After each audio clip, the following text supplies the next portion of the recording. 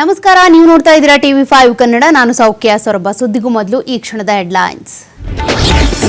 Belthangady police ಠಾಣೆಯಲ್ಲಿ ಮಹತ್ವದ ಬೆಳವಣಿಗೆ. ಸೀದಾ SIT ಕಚೇರಿಗೆ ತಿಮ್ರೋಡಿ ಭೇಟಿ.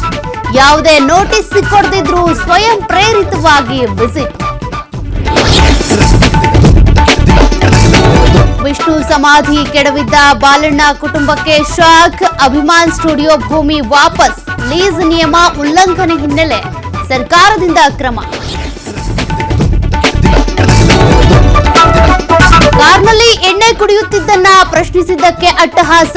ಪೊಲೀಸರ ಮೇಲೆ ಕಾರು ಹತ್ತಿಸೋಕೆ ಮುಂದಾದ ಪುಂಡರು. ಬೆಂಗಳೂರಿನ ರಾಜಗೋಪಾಲನಗರ ಠಾಣಾ ವ್ಯಾಪ್ತಿಯಲ್ಲಿ ಘಟನೆ. ಪ್ರಧಾನಿ ಮೋದಿ ತಾಯಿ ವಿರುದ್ಧವೇ ಅವಹೇಳನಕಾರಿ ಹೇಳಿಕೆ ಆರೋಪ.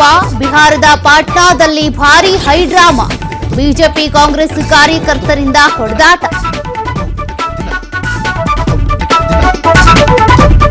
ಹುಬ್ಬಳ್ಳಿಯ ಈದ್ಗಾ ಮೈದಾನದ ಗಣೇಶನ ಮೆರವಣಿಗೆ ಪ್ರಾರಂಭ.